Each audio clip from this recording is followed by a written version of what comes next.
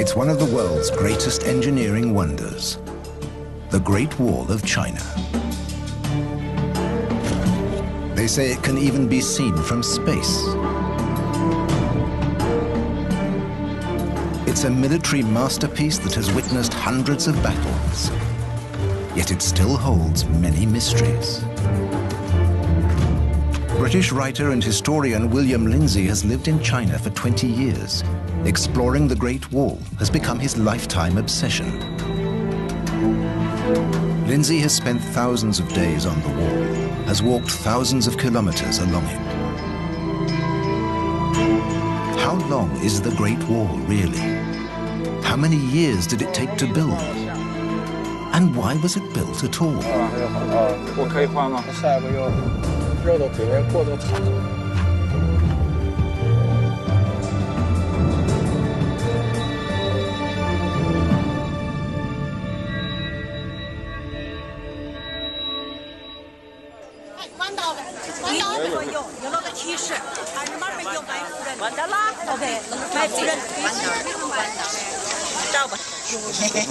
It's only a short trip from Beijing to one of China's most popular attractions. Millions of tourists come here every year to see the Stone Dragon, the Great Wall of China. Most of the people walking on the Great Wall here today will go home and say, I've been to the Great Wall of China. But the Great Wall is not a place.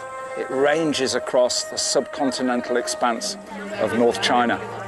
And along its course, many of the locations are seldom visited, and some are virtually unknown. In 1987, Lindsay fulfilled his childhood dream. He walked on the Chinese Wall, 2,700 kilometers. Only a few pictures remain from this adventure because his films were repeatedly confiscated. Foreigners were barred from many parts of China. Those times have long changed. China has opened up to the world, and an adventurer has turned into a scholar. Lindsay now seeks out traces of the Great Wall of China right across the country. 23 years after his first trip, he sets off again. Doing the same exploring 23 years later is really testament to the immensity of what we call the Great Wall of China. In the last 2.5 decades, I explored the wall more, 1,700 days. I've discovered it's the world's most famous building, but the least known. There's always something new to discover. There it is. There is no single Great Wall. There are lots of walls in northern China, built by different dynasties for more than 2,000 years. William Lindsay is taking us to one of the most remote places, a 2,300-kilometer drive west of Beijing, to the city of Dunhuang. Into the Gobi Desert. Well, I'm nearly there, 75 miles northwest of Dunhuang. And it's a nice sunny day in the Gobi Desert, perfect conditions for exploring the Great Wall. In the shimmering heat, the dark ribbon along the horizon at first looks like a mirage. But these really are the remains of a wall, literally in the middle of nowhere.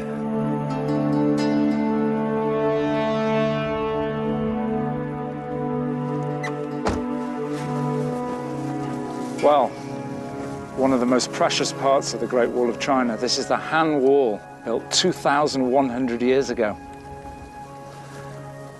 And I'm not the first traffic to come here. This is the Silk Road. So merchants would come from the deserts in Central Asia, entering China at this point, and then proceed east to the heartland of China. So let's go and take a closer look. Built over 2,000 years ago, this wall looks completely different to the familiar Great Wall near Beijing. It's not built of stone, but this construction material has kept it strong for millennia. Reed and gravel. But who was this wall meant to protect, so far from civilization?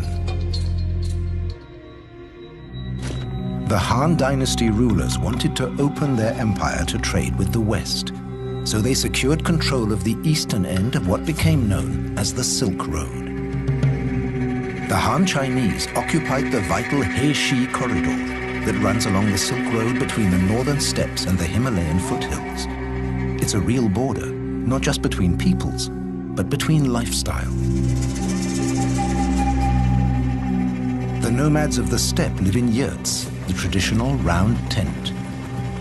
They live entirely from their livestock, wandering over the steppe.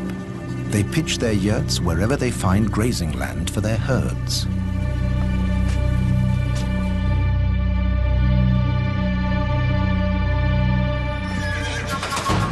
After enduring long, hard winters in the steppes, these nomadic warriors ransack China's northern provinces.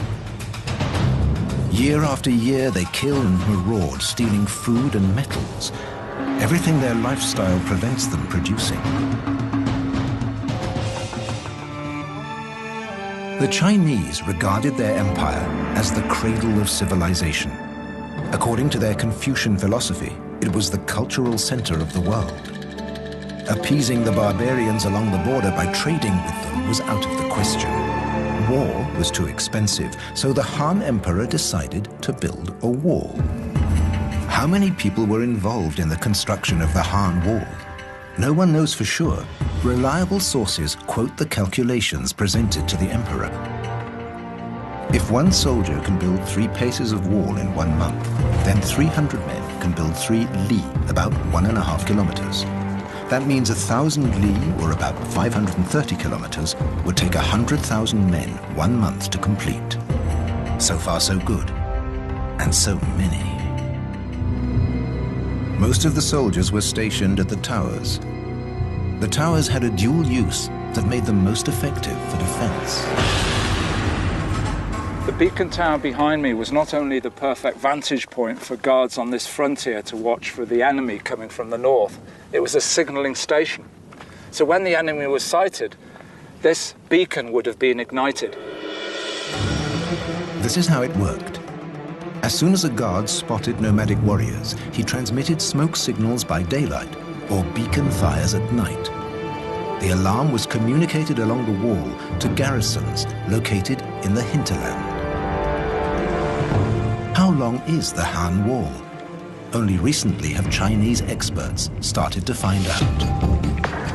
We've joined the local archaeological survey team who are taking part in a national survey to locate the line of the Han Dynasty Great Wall.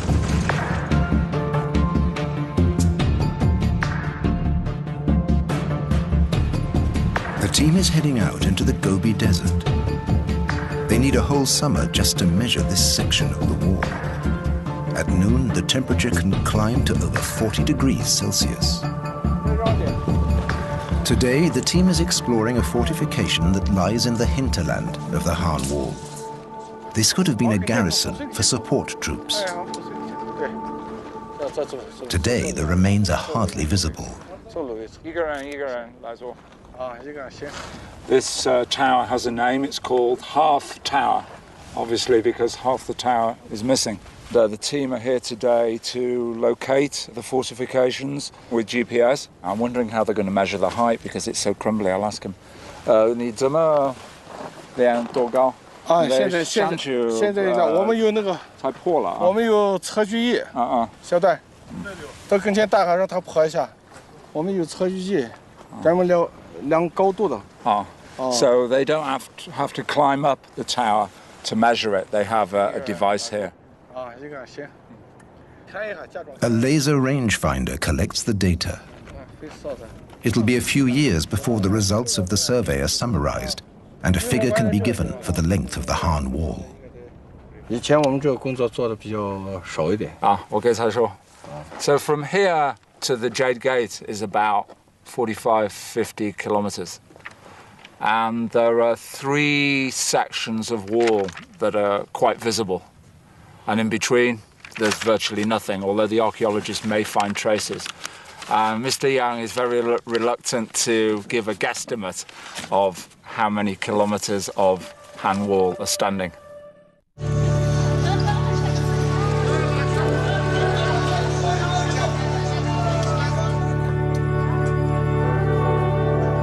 GPS team leader Mr. Young has given William directions to a place in the desert where the wall has a unique shape. It's a 16-kilometer hike, so William is buying provisions for the trip at Dunhuang Market. Well, raw meat wouldn't be very good out in the deserts.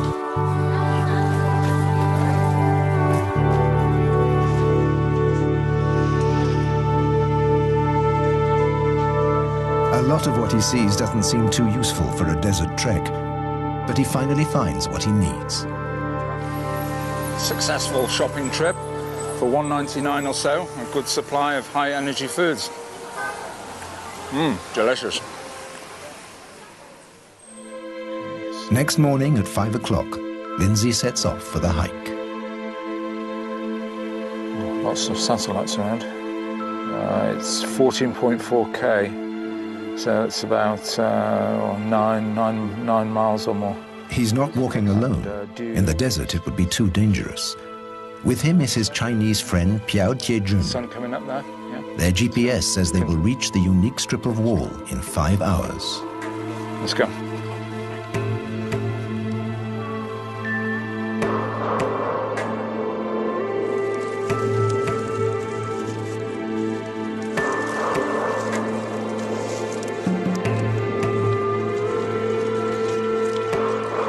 It's cool now, but the sparse vegetation is tinder dry.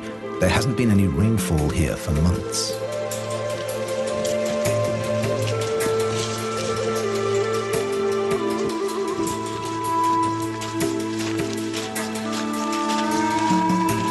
They're walking in a featureless landscape. You can see a solitary tree over there.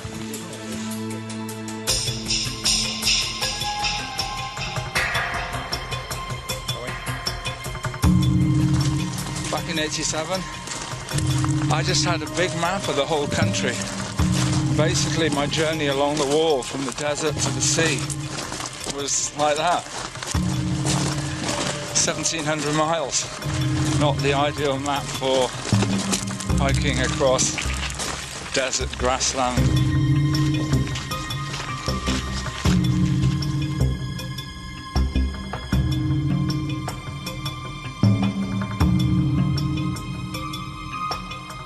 It's nearly noon and the sun is burning. But finally, they arrive at the place they've been looking for. Hey, there it is. We made it. Yeah. Fantastic. Great. Brilliant. For William, it's already worth the trip, even the 5 hours back. Amazing, eh? Oh, look at that. Fantastic. The best bit.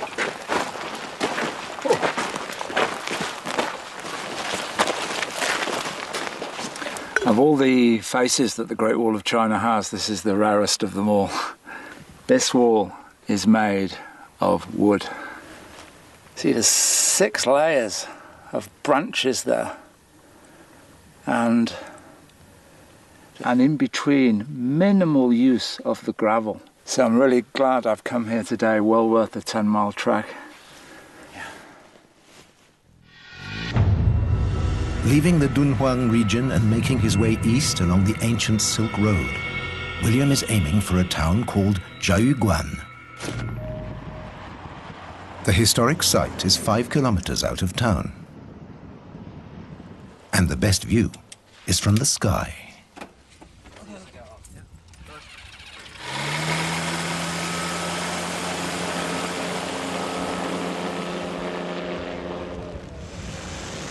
A giant castle guarding the wall, built in 1539 by Jiajing, emperor of the Ming dynasty.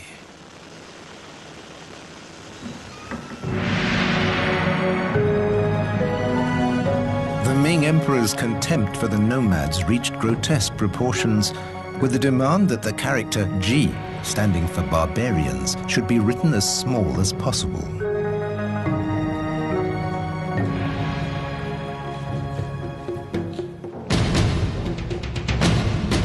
After the Han Dynasty, other dynasties rose and fell. Many of them built walls, but none of any significant length. Ming Emperor Jiajing ascended the Dragon Throne in 1521. He renewed the Han tradition, established in ancient times, constructing a long wall at the northern border with its westernmost point at the Jiaoguan Pass. Jiaoguan translates as barrier to the Pleasant Valley, and Pleasant Valley means China. This gigantic fort is built in the foothills of the Himalayas.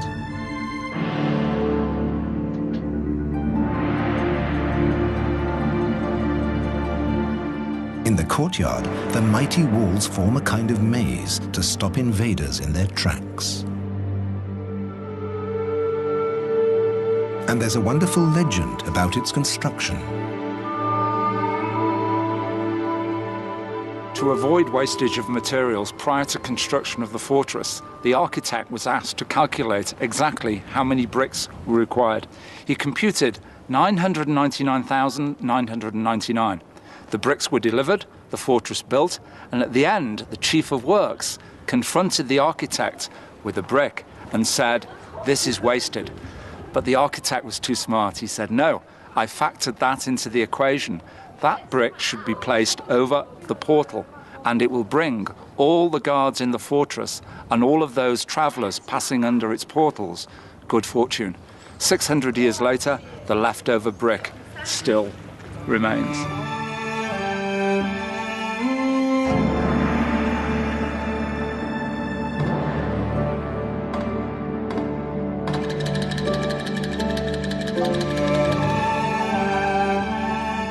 Next to the fort is the starting point of the wall constructed by the Ming.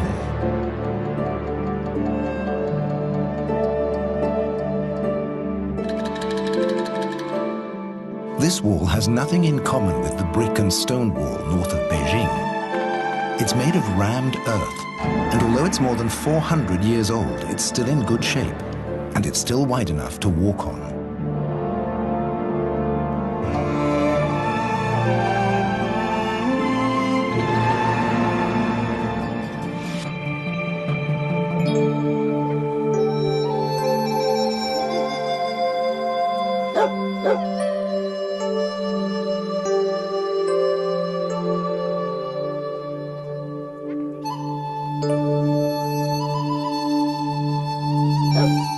On his walks along the walls, William Lindsay soon learned he could count on receiving warm hospitality from the farmers along the way. Before coming to China, my family and friends were very concerned. 1987, going to China, the big communist country on the other side of the world, are the people going to be friendly? And I didn't have a support crew with me, I depended on farmers. I discovered very early on the farmers were my great allies, even with very little Chinese, but a lot of sign language and smiling. I got what I needed: food, water, shelter. Without them, I couldn't have been successful. Even if many of them can't understand why a foreigner should be so interested in the wall. For them, this is no monument, but simply a part of their village, and one with a perfectly practical use. I was asking him why these holes in the wall. I thought they were nests, but in fact, previously the farms were right up against the wall, so there were wooden beams going into the wall. But the Great Wall experts, the Cultural Heritage Protection Authorities, requested the farmers to destroy those buildings and move back in order to protect the national heritage. If you want to know how Ming Dynasty masons constructed their wall more than 400 years ago, all you have to do is keep your eyes open. Even today, Chinese farmers build walls in the same way their ancestors did. They tamp the earth in a wooden casing. Tamp, put layer on layer. They even sing the traditional folk songs passed down from their forefathers. A house is not complete without a wall around it, says an old Chinese proverb.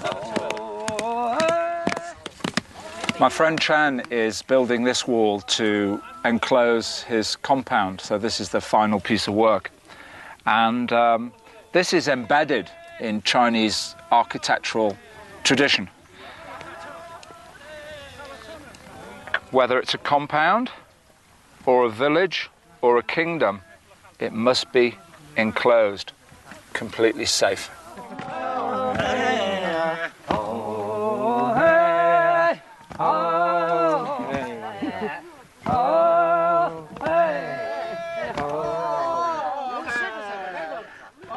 They built most of the Ming Wall just like this. It's a rammed earth wall.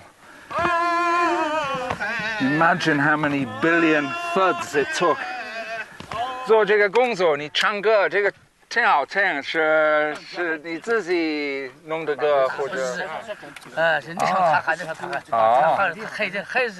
？The singing is an important part of the work.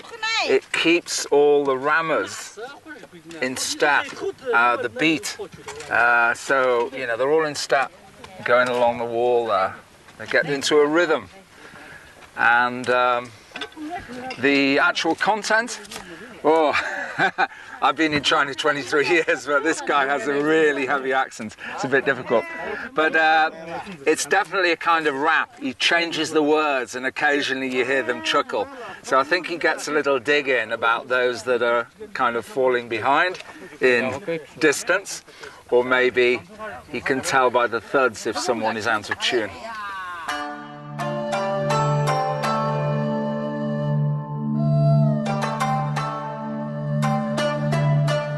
This group of about 20 farmers, mostly women, took a day to erect about 27 meters of wall.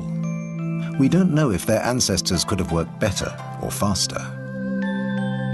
But we do know they would have used the same materials and tools, except for the tractors carrying the clay and the cell phones.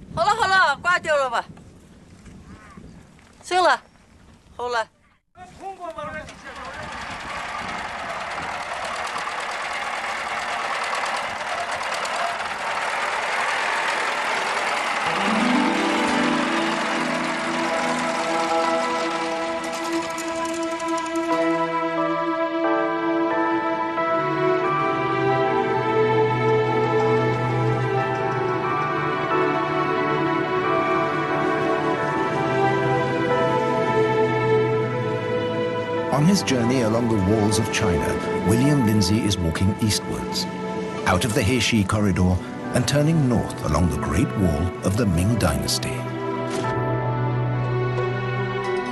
Into the great loop of the Yellow River, the cradle of China's civilization.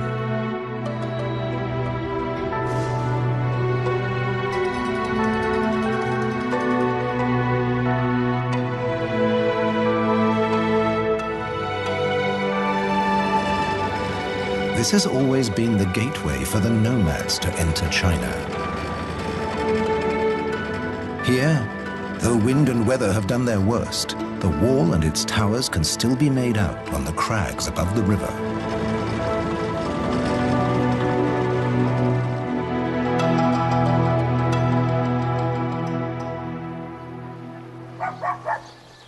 The garrison forts were the outposts of this defensive outer wall.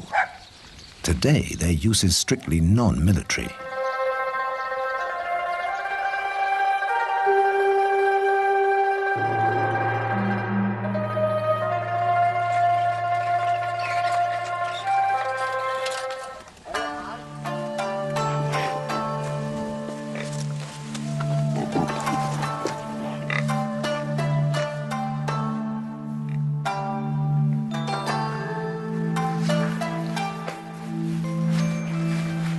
Oh, I love staying in the countryside.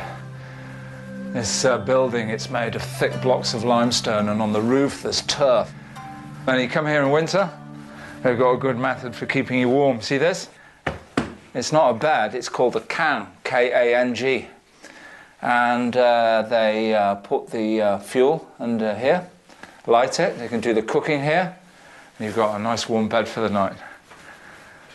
So I've got full board and lodging. breakfast tomorrow morning and dinner this evening and lunch coming up soon for less than $10.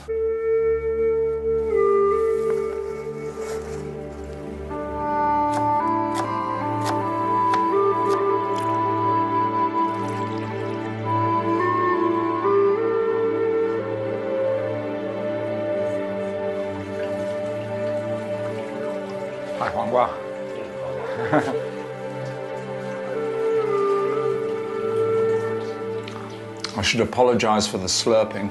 It's part and parcel of eating in China, considered a sound of an appreciation.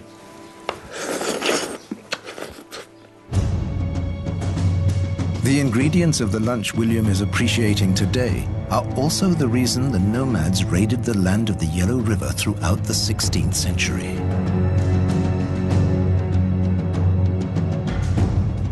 In the year 1549, the barbarians come to plunder.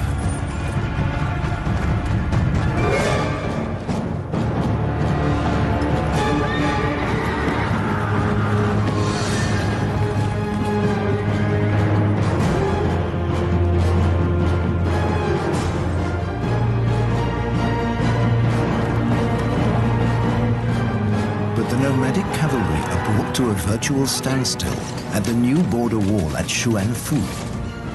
The wall stands fast. The nomadic troops are unable to capture the Chinese granary. Does this mean defeat? The barbarians do not give up. They have a message for the Chinese. They will attack Beijing, the capital. By marching east, the nomad army finds its way around the wall, thus avoiding the Ming Emperor's elaborate border fortifications. No one had suspected the nomads could cross the natural barrier, the mountain range north of Beijing.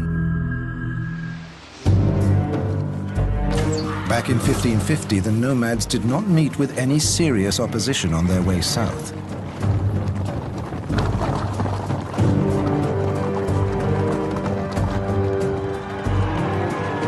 They terrorized Beijing's suburbs for 3 days. They demanded trading rights, leaving the Forbidden City untouched before drawing back to the steppes. After a short period of trading, the Ming Emperor started building a wall of stone north of Beijing. Between the 1550s and 1644, it reached a length of at least 1,200 kilometers. The Stone Dragon, the Chinese Great Wall as the world knows it today.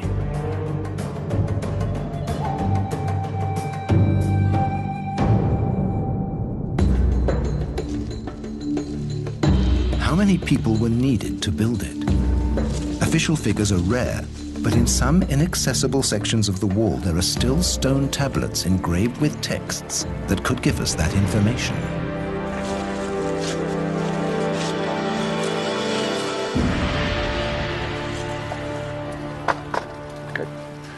I'm hoping this stone is going to tell me something about when this wall was built, how many people were involved, and mention some place names. From here, the inscription looks very faint, but we have a ladder, master artisan, Mr. Ho, and with his simple tools, we're going to copy the stone and produce a rubbing, which hopefully will reveal the full contents of the tablet.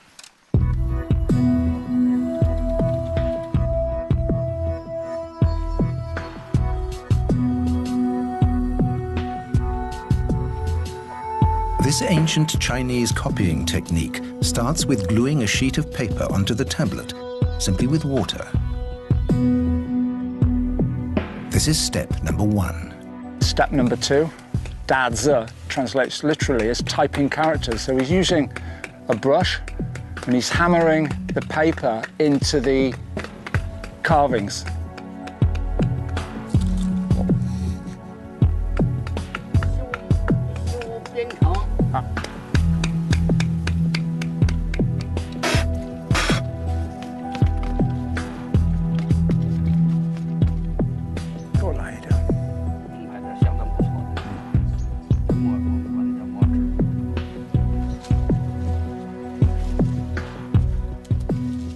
The higher parts of the paper will be blackened, and the lower parts that have gone into the characters and any design along the edges, they will remain white.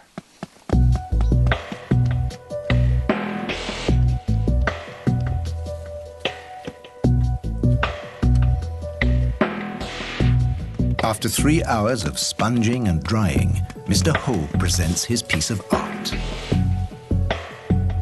It looks like a blueprint or an old archive document.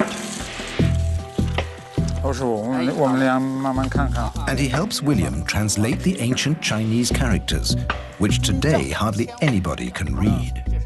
好像是就是这个地方，到王时中，王世忠，好，军政，然后就是百户，百户百户叫扬州，旧的第2年冬天修好。This stone is telling us that 2 military officials in charge of 1,100 families put in the effort to build 250 yards of wall in the autumn of 1579.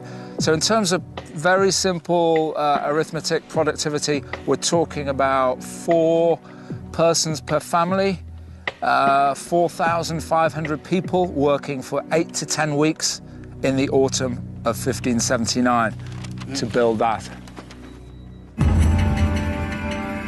Whereas tamped earth walls were built by untrained serfs or peasants, this project required special knowledge. Hundreds of master builders and skilled engineers, thousands of stone cutters and tens of thousands of masons were recruited to build the wall.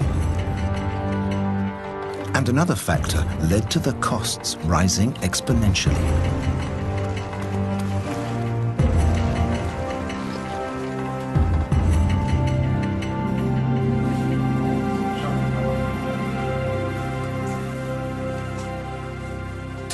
Tamped earth walls were built using materials available on site. The material for the new wall had to be manufactured before use. The Chinese had devised a network of brick kilns set up near the construction sites. One of these sites was found by local farmers and inspected by Professor Wang Cunong, curator of the Great War Museum in Shanghiguan. So at this location, they discovered around 60 brick kilns, and it ranks as the best production center of bricks preserved along the whole length of the Great Wall. And it's estimated that each kiln could fire 5,000 bricks. Now, given that there are 60 kilns in this valley, the production of this center alone would be equal to 300,000 bricks per month, industrial scale production. Then as now, mass production is one thing, but it's a different matter to transport the product to where it's needed. Logistics. Now, key question, very interesting question is, how did they move all the bricks up there? 王老师，你觉得我们离长城就是在上面，我们可以看那个方法，这的转到长城上面。Again, there is almost no historical record to answer this question. But Professor Wang has his theories. People may have carried a few bricks on their backs like this. And also it's been suggested a herd of goats could have carried a lot of bricks up there quite effectively.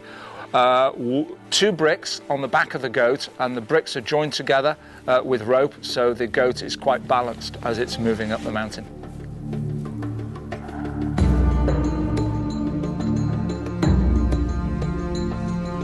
Even without bricks on your back, it's a hard slog up to the wall. But it's worth it. Hardly any tourists make it to this isolated section.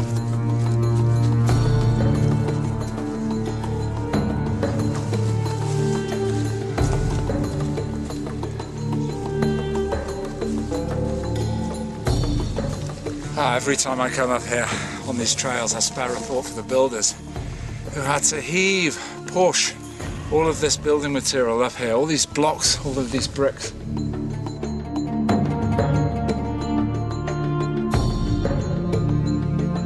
The The sometimes bizarre route taken by this wall has led many experts to believe that more than just defensive considerations were in play here. For generations, the Chinese had followed the practice of feng shui, the teachings of wind and water. Feng shui experts were probably consulted and obeyed before the building of the wall to make sure that the forces of nature would work in its favor.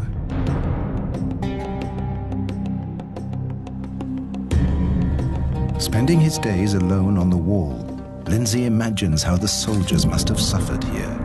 Cut off from the world, enduring winds and foul weather, squeezed into bare and cramped quarters for months on end.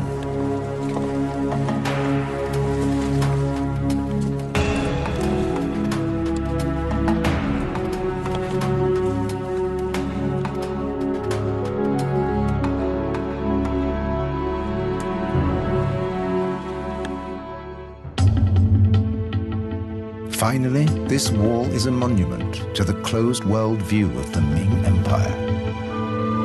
It circumscribed their universe and excluded everything that was foreign. Often scratching around in this rubble, you can find bits of pottery. Not sure what this stone is. This stone looks quite interesting. Maybe a brick a minute. Let's have a look.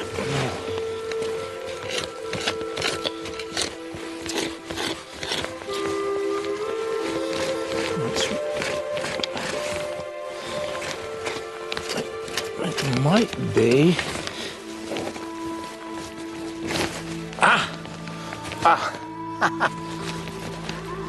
That is a stone bomb that would have been packed with gunpowder, a mud seal, a fuse, and the towers like this were just packed with these, maybe 50 or 100, to be lobbed off the wall when the tower was attacked. So that's a really good find.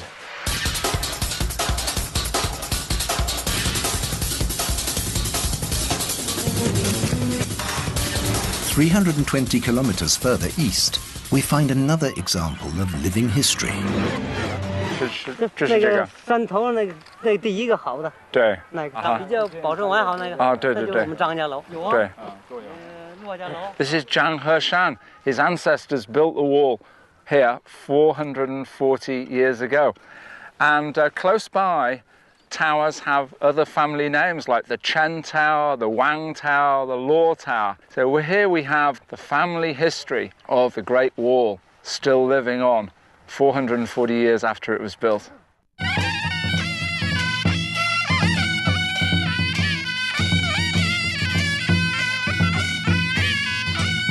Even today, they still worship their ancestors by celebrating ancient festivals.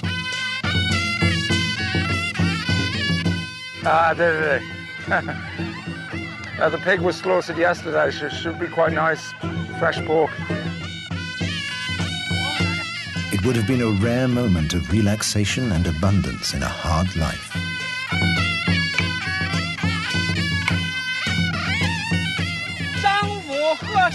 As the oldest member of his family, Mr. Zhang makes the sacrifice to his ancestors and burns incense sticks.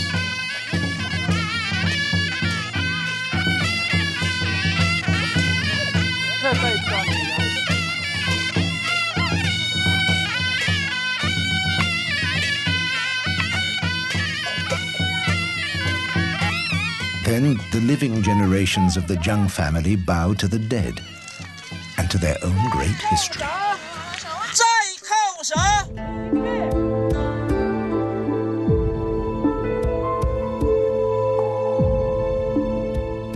The village families had to look after and feed the soldiers in the towers.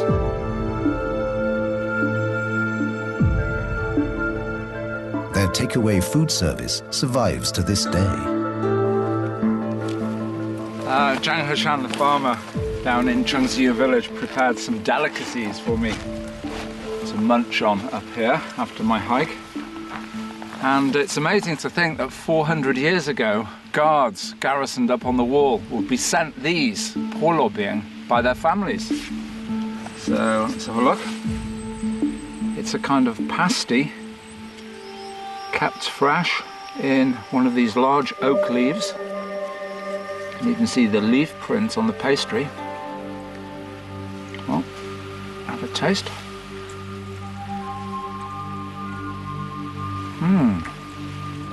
Full of chives. Kind of Chinese hamburger. Maybe the original Chinese takeaway for those up on the wall.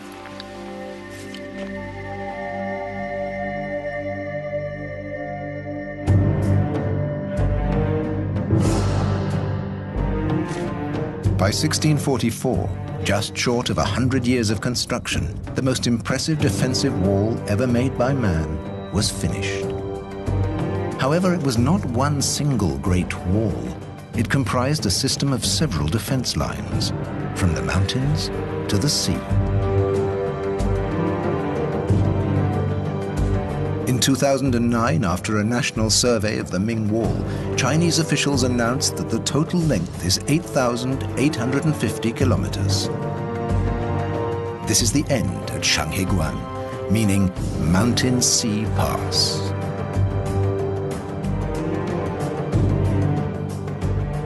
The Chinese liken the Ming Great Wall to a dragon snaking across their land, and here it comes to a geographical end at Old Dragon's Head at the Yellow Sea.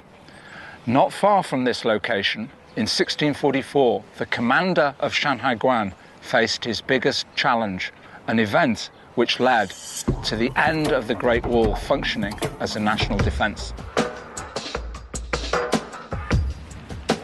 Professor Wang is taking William to the gates and walls in the outskirts of Shanghaiguan. This is the place where the Great Wall story came to an end. The construction of the Great Wall led to the financial and strategic collapse of the Ming dynasty. Revolts broke out everywhere in the empire. An army of rebel peasants marched on Beijing, where they toppled the emperor. Then on to Shanghaiguan, the last stronghold of the Ming Empire.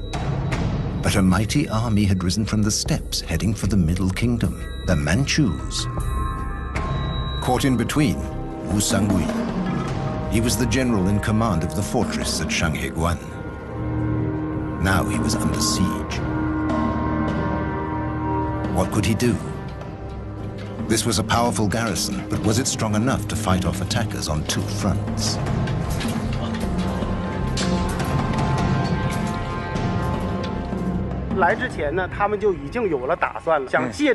Professor Wang Cunong tells William Lindsay the solution he found.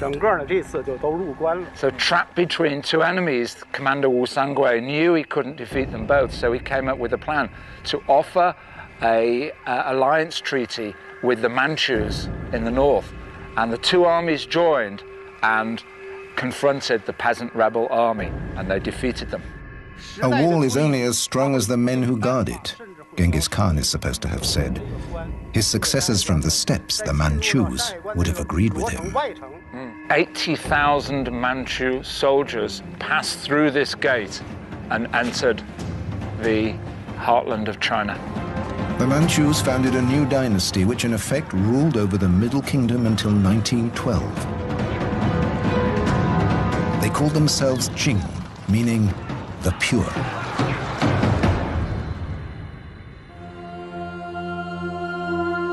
And the Great Wall was of no use anymore.